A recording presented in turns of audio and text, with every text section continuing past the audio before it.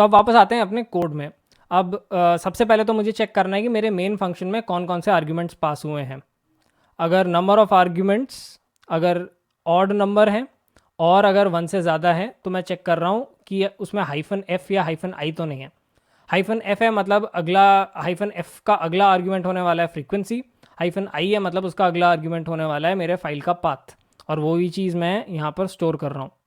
अब एक बार arguments process हो जाते हैं तो अगला काम है to open the file, the hex file, and try to get the machine code from it. तो सबसे पहले तो मैं इंश्योर कर रहा हूँ कि जो फाइल पाथ मेंशन्ड है आर्ग्यूमेंट में वो डॉट हेक्स से एंड कर रहा है कि नहीं। अगर वो कर रहा है तो I try to open the file using F stream, and फिर एक एक करके हर लाइन से मैं मशीन को रिट्रीव करने की कोशिश करूँगा। अब ये जो मशीन कोड रिट्रीव हो रहा है ये एक्चुअली लोड होगा मेरे प्रोग्राम मेमोरी में, which is just a 16x16 का 2D एरे। तो अब प्रोग्राम मेमोरी में कुछ भी लोड करने के लिए सबसे पहले मुझे जानना पड़ेगा एड्रेस। अब फॉर्चुनेटली मेरे हेक्स फाइल में सबसे पहले मैं एड्रेस मेंशन करता हूँ, फिर एक कोलन मेंशन करता हूँ। तो एड्रेस रिट्रीव करने के लिए मेरे पास ये लाइन है जो बेसिकली कोलन के पहले का सबस्ट्रिंग ले रही है और उसको ट्रांसलेट कर रही है इनटू एन इंटीजर। अब मैंने ये सारे जो नंबर्स हैं ये मेंशन करे हैं इन हेक्साडेसिमल, तो यहाँ पे मैंने बेस मेंशन कर दिया 16। एक बार एड्रेस रिट्रीव हो जाता है तो उसके बाद मैं स्पेसेस यूज़ करके बाकी सारे के सारे स्ट्रिंग्स पार्स करने वाला हूँ जो एक एक करके कंसेक्यूटिव मेमोरी एड्रेसेस में फिट होंगे। एक बार हेक्स फाइल में से मशीन कोड रिट्रीव हो गया तो अगला स्टेप है to think about the graphics.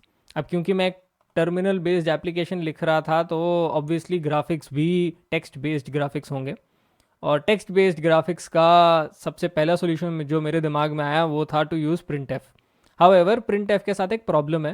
पहला कि हमेशा स्क्रीन के किसी एक कोने में कर्सर ज़रूर फ्लिकर करता हुआ दिखाई देगा।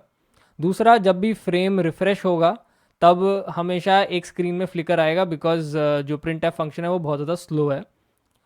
एंड थर्ड, जो सबसे ज़्यादा फ्रस्ट्रेटिंग है उसमें, वो ये कि प्रिंट एफ कोई कोऑर्डिनेट सिस्टम नहीं देता हमें कि हम स्क्रीन के किसी एक एरिया में ग्राफिक्स रेंडर कर सकें independently.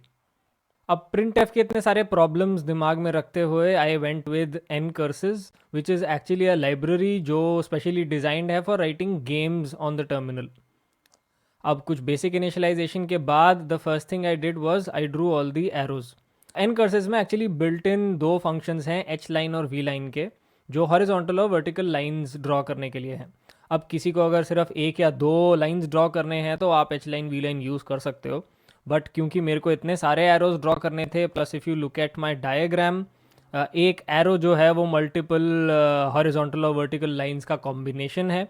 So keeping this in mind मैंने एक अलग से ड्रॉ एरो करके एक फंक्शन लिखा जो मैंने डिफाइन किया है रेंडर अंडरस्कोर CPU करके एक हेडर फाइल में। And yes I know header files में फंक्शन का डेफिनेशन लिखने से बेटर है एक अलग से मैं CPP फाइल में लिखूं, बट आई एम लेजी, सो या। अब ये ड्रॉ एरो फंक्शन लिखने के लिए मैंने बहुत ज़्यादा बेसिक कोऑर्डिनेट ज्योमेट्री यूज़ करी है। एन कर्सेस में कोऑर्डिनेट 0 0 टॉप लेफ्ट कॉर्नर पे है।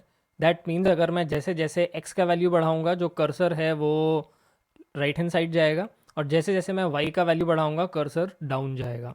अब एक एरो ड्रॉ करने के लिए हमें सिर्फ दो पॉइंट्स चाहिए, एक हेड का कोऑर्डिनेट्स चाहिए और एक टेल के कोऑर्डिनेट्स चाहिए, और वही दो कोऑर्डिनेट्स मैं इसमें पास कर रहा हूँ।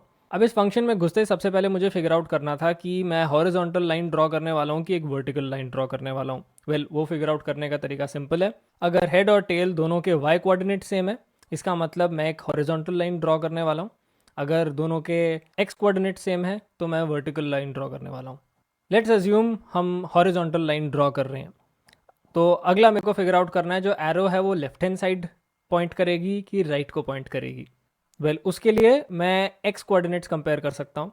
अगर हेड का coordinate is less than tail का कोऑर्डिनेट इसका मतलब arrow left hand side point कर रहा है, एंड अगर हेड का कोऑर्डिनेट टेल के कोऑर्डिनेट से बड़ा है मतलब arrow right hand side point कर रहा है। अब एक बार एरो का डायरेक्शन डिसाइड हो गया तो मैं अगला लाइन प्रिंट कर सकता हूँ यूजिंग FVH लाइन मेथड। अब ये मेथड ऐसे काम करता है कि सबसे पहले इसमें मेरे को y और x कोऑर्डिनेट बताना है लाइन का, फिर मेरे को कैरेक्टर बताना है जिस कैरेक्टर से ये लाइन ड्रॉ होगा, और फाइनली मेरे को लाइन का लेंथ बताना है। Now here is a catch, जब मैं इसको कोऑर्डिनेट और लाइन का लेंथ बता रहा हूँ तो एन कर्सेस हमेशा line left to right draw करता है। तो अगर मेरा arrow left hand side point कर रहा है तो मैं एक्स वाई कोऑर्डिनेट्स के लिए हेड के कोऑर्डिनेट्स दूंगा। बट अगर मेरा arrow right hand side point कर रहा होता तो if you look at the L's statement, तो यहाँ मैं टेल के कोऑर्डिनेट्स मेंशन कर रहा हूँ टू ड्रॉ द लाइन। अब एक बार लाइन ड्रॉ हो गया तो अगला मैं उसके हेड के कोऑर्डिनेट पे एक एरो हेड ऐड कर सकता हूँ डिपेंडिंग ऑन किस डायरेक्शन में एरो पॉइंट कर रहा है। अब यही लॉजिक मैंने वर्टिकल लाइंस के भी दोनों केसेस के लिए यूज़ किया है, and that's how the draw arrow method works. Now although this draw arrow function works, ये सिर्फ एक लाइन के एरो को ड्रॉ करने के लिए यूज़फुल है। बट अगर मैं अपना डायग्राम देखूं तो मुझे कई सिचुएशंस में मल्टीपल लाइंस का कॉम्बिनेशन ड्रॉ करना है। फॉर एग्जांपल बी रजिस्टर से अरिथमेटिक एंड लॉजिक यूनिट में 1 2 3 4 लाइंस ड्रॉ हो रहे हैं। इस टाइप के एरोज ड्रॉ करने के लिए मैंने एक और फंक्शन लिखा है जो इस फंक्शन को, ड्रॉ एरो फंक्शन को ओवरलोड करता है। अब ये नया एरो फंक्शन हेड और टेल कोऑर्डिनेट के अलावा बीच में जितने भी कॉर्नर्स हैं उन सब के भी कोऑर्डिनेट्स लेता है और उन कोऑर्डिनेट्स के हिसाब से एक नया एरो ड्रॉ करता है। Now this is how this function works. ये किसी भी कॉम्प्लेक्स एरो को as a combination of arrows treat करता है। फॉर एग्जांपल अगर हम बी रजिस्टर से एलयू जाते हुए एरो को देखें तो instead of treating it as just one arrow जो इतना टर्न कर रहा है, it will treat it as 4 different arrows. तो सबसे पहले ये 4 एरोज ड्रॉ करेगा using the same draw arrow function. But अगर हम यहीं पे रुक जाएंगे तो इंस्टेड ऑफ कॉर्नर्स इन सब पॉइंट्स पे यहाँ पे हमको एरो हेड्स नज़र आएंगे। तो नेक्स्ट स्टेप ये फंक्शन क्या करता है कि इट लुक्स एट कि प्रीवियस एरो किस डायरेक्शन में जा रहा था एंड करंट एरो किस डायरेक्शन में जा रहा है, and depending on those 2 directions ये डिसाइड करता है कि कौन सा कॉर्नर अटैच करना है उस पॉइंट पे। तो अगर प्रीवियस एरो जा रहा था लेफ्ट हैंड साइड एंड नया एरो जा रहा है अप, तो ये अप राइट कॉर्नर को अप्लाई करेगा हेड के बदले। Now of course following this same logic 8 cases बनते हैं and I have accounted for all 8 cases. अब इस डायग्राम में यू विल नोटिस ऐसे कई सारे एरोज हैं जिसमें दोनों हेड और टेल में एरो हेड ड्रॉ हो रखा है, एज इन ये बाई डायरेक्शनल एरोज हैं। एंड इसके लिए मैंने दोनों ड्रॉ एरो मेथड्स में एक बूलियन इनपुट और डाला है। अगर ये बाई डायरेक्शनल एरो ड्रॉ होना है तो apart from drawing arrow head के कोऑर्डिनेट में मैं टेल कोऑर्डिनेट्स में भी एक एरो हेड ड्रॉ कर रहा हूँ, and that's how I have drawn arrows.